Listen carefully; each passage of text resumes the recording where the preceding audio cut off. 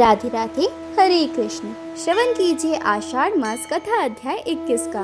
पिछली कथा अध्याय में हमने सुना था कि अर्जुन ऋषि भारद्वाज से पूछते हैं कि आखिर भगवान लक्ष्मीपति वेंकटाचल पर्वत पर कैसे प्रकट हुए थे, और उसी के विषय में बताते हुए ऋषि भारद्वाज भगवान की गुणगान गाथाओं को सुनाते हैं। उस समय में ऋषि भारद्वाज संपूर्ण सृष्टि की रचना कैसे हुई, पहले किसका जन्म हुआ, इन सभी बातों के विषय में विस्तार से बताते हैं। ऋषि भारद्वाज ने आगे कहा, हे अर्जुन, भगवान मधुसूदन की महिमा को यथार्थ रूप से जानने वाला और कोई मनुष्य नहीं हो सकता। 60 विनाडिका की एक नारी जिसे घटिका कहते हैं और 60 नाड़ियों का एक दिन होता है। 30 दिन का एक मास कहा गया है, जिसमें 2 पक्ष आते हैं, और 2 मास की एक ऋतु और 6 ऋतुओं का एक वर्ष होता है। वर्ष में 2 अयन होते हैं। यह वर्ष ही जाड़ा, गर्मी और वर्षा का आधार है। देवताओं और दैत्यों का दिन और रात एक दूसरे के विपरीत होता है। सूर्य का उत्तरायण देवताओं का दिन है और दैत्यों की रात्रि, और उसी प्रकार से दक्षिणायन दैत्यों का दिन और देवताओं की रात्रि है। ये सब क्रम के अनुसार समझाना चाहिए। हे अर्जुन, 43,20,000 वर्षों का एक महायुग होता है, जिसमें सतयुग से लेकर कलयुग तक सभी युग सम्मिलित हो जाते हैं। 71 महायुगों का एक मनवंतर बनता है। स्वयंभू, स्वरोचिष, उत्तम, तामस, रवत और चाक्षुष, यह 6 मानु अपने इंद्र देवता और ऋषियों सहित व्यतीत हो चुके हैं, और इस समय 7वें मनु वर्तमान में चल रहे हैं। इनके समय में आदित्य, वसु और रुद्र आदि देवता गण हैं। 100 अश्वमेघ यज्ञों का अनुष्ठान करके तेजस्वी ने इंद्रप्रथ को प्राप्त किया है। विश्वामित्र, मैं ज्ञानी ऋषि भारद्वाज, अत्रि, जगदग्नि, कश्यप, वशिष्ठ और गौतम, यह सप्त ऋषि हैं। वैवस्वत, मनु के महाबली, शूरवीर पुत्र, धर्मपरायण राजा इक्ष्वाकु आदि ने इस पृथ्वी का पालन किया है। सूर्य, दक्ष, ब्रह्म, धर्म और रुद्र, इन 5 के 5 सावर्ण, संज्ञक, पुत्र और रौच्य तथा भौम आदि यह 7 भविष्य में होने वाले मनु हैं। यह 14वें मनु ब्रह्मा के एक दिन में पूरे हो जाते हैं। इसी का नाम कल्प कहा गया है। उसके अंत में उसी के समान रात्रि होती है। ब्रह्म के दिन की समाप्ति होते समय पृथ्वी पर 100 वर्षों तक बड़ा भयंकर उत्पात होता है। उस उपद्रव के समय में पृथ्वी सूखकर रसहीन हो जाती है, जिससे उस पर रहने वाले 4 प्रकार के प्राणी नष्ट हो जाते हैं। तब सूर्यदेव अग्नि के समान आग की ज्वाला उगलती हुई प्रज्वलित लपटों की आकार वाली किरणों से संयुक्त होते हैं। उनके दूसरों ताप से गांव, नगर, शैल, वन, वृक्ष आदि के भस्म हो जाने पर कछुए की पीठ जैसी आकृति धारण करने वाली यह पृथ्वी तपाई हुई लोहे की पीठ जैसी बन जाती है, और तब ब्रह्मा जी के अंगों से महामेघ उत्पन्न होते हैं। घोर गर्जना करते हुए वे समस्त आकाश को आच्छादित कर लेते हैं, और उसके बाद वे 100 वर्षों तक बड़ी भारी वर्षा करते हैं। उस जल से सूर्य द्वारा उत्पन्न की हुई प्रचंड आग तो बुझ जाती है, लेकिन वे महामेघ फिर से 100 वर्षों तक भयंकर वृष्टि करते हैं, और उस वृष्टि के जल से समुद्र अपनी मर्यादा लांघ कर शोभ को प्राप्त होते हैं। उस समय पृथ्वी जल में डूबकर पाताल के मूल में चली जाती है। वह ब्रह्मा जी की शक्ति से अवलंबित होने के कारण किसी प्रकार नष्ट तो नहीं होती। उसके बाद ब्रह्मा जी के निश्वास से वायु प्रकट होती है, जो कल्प के अंत में उत्पन्न हुई सभी महामेघों को छिन्न भिन्न कर देती है। फिर वह वायु भी 100 वर्षों तक दुर्निवार वेग से बहती रहती है। उसके बाद उस वायु को भगवान के नाभि कमल में छोड़कर ब्रह्मा जी उस जल में योग निद्रा का आश्रय लेकर सो जाते हैं। योग निद्रा में पड़े हुए ब्रह्मा जी की उतनी ही बड़ी रात व्यतीत होती है जितना बड़ा उनका दिन था। रात बीतने पर ब्रह्मा जी उठते हैं और भगवान विष्णु की आज्ञा से पूर्ववत सभी जीवों की वेग पूर्वक सृष्टि करने लगते हैं।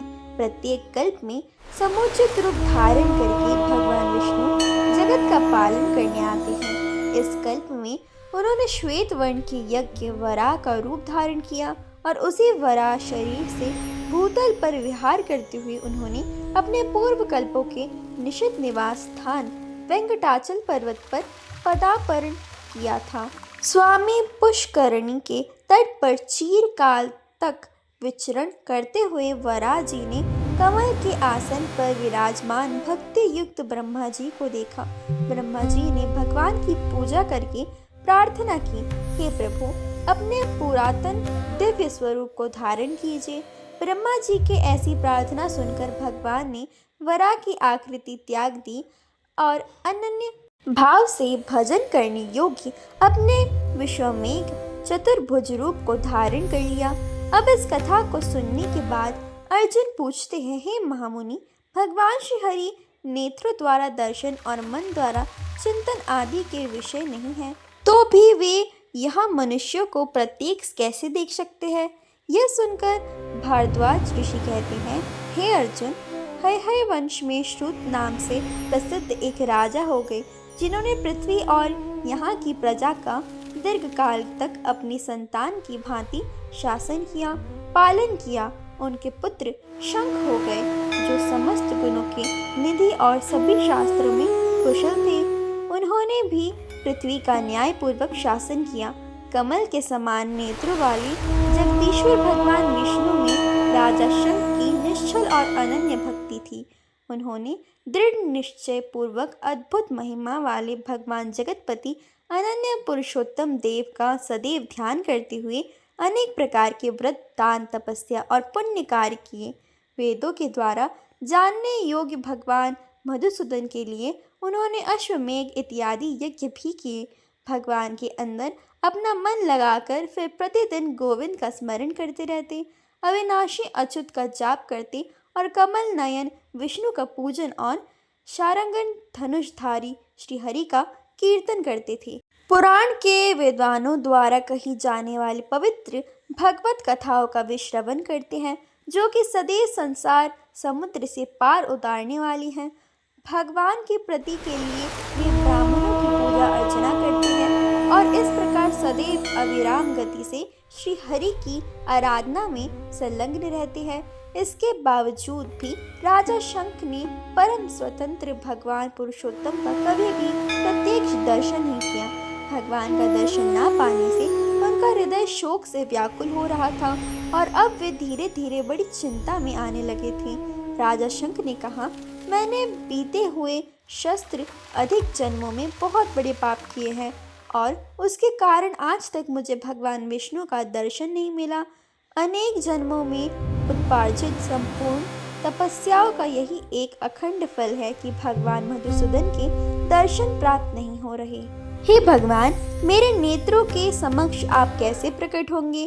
कानों से उनके वचन सुनने का मेरा सौभाग्य मुझे कब मिलेगा? इस प्रकार चिंता से व्याकुल होकर जब राजा के मन में जीवित रहने की अभिलाषा नहीं रह गई, तब अव्यक्त मूर्ति भगवान विष्णु ने सबके सुनते हुए आकाशवाणी रूप में कहा, हे राजन, तुम शोक के अधीन ना हो। तुम तो एकमात्र मेरी शरण में आए हुए साधु भक्त हो। मैं तुम्हारा त्याग कैसे कर सकता हूँ? यह वेंकट नामक पर्वत तीनों लोकों में प्रसिद्ध है। हे राजन, यहाँ का निवास मुझे वैकुंठ से भी अधिक प्रिय है। उस श्रेष्ठ पर्वत पर जाकर भक्ति पूर्वक तपस्या करते रहने पर मैं तुम्हें प्रत्येक दर्शन दूंगा। तुम्हारी तरह महर्षि अगस्त्य से भी ब्रह्मा जी की आज्ञा से अंजनाचल के महानिवास में तपस्या करने के लिए आएंगे और उसी पवित्र पर्वत पर निवास करते हुए तुम भी मेरी आराधना करना। इससे तुम्हें मेरा दर्शन अवश्य प्राप्त होगा। भगवान की इस प्रकार आज्ञा को लेकर राजा शंख को अत्यंत प्रसन्नता हुई। उन्होंने मन ही मन अपने आप को धन्य माना और फिर अपने पुत्र व्रज को प्रजा पालन के कार्यों में नियुक्त करने के बाद भगवान विष्णु के दर्शन की अभिलाषा से उन्होंने नारायण गिरी को प्रस्थान किया। उस पर्वत के ऊंचे शिखर पर पहुंचकर उन्होंने अमृत के समान दिव्य जल से पूर्ण कल्याणमय स्वामी पुष्करणी नदी को देखा और उसके किनारे कुटी बनाकर स्नान, दान, तप, होम, यज्ञ इत्यादि करने लगे। जगदीश जनार्दन को अपने समस्त कर्म समर्पित करके राजा शंख प्रतिदिन जप और ध्यान में संलग्न रहते थे। और इसी समय सैकड़ों मुनियों से घिरे हुए ऋषि अगस्त्य भी उस आदि पर्वत पर आए। वहां भी आश्चर्यमय वस्तुओं को देखते हुए सभी और विचरण करने लगे।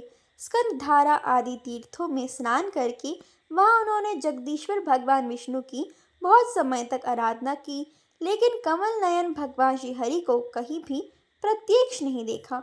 इससे वे चिंता और शोक में डूब गए।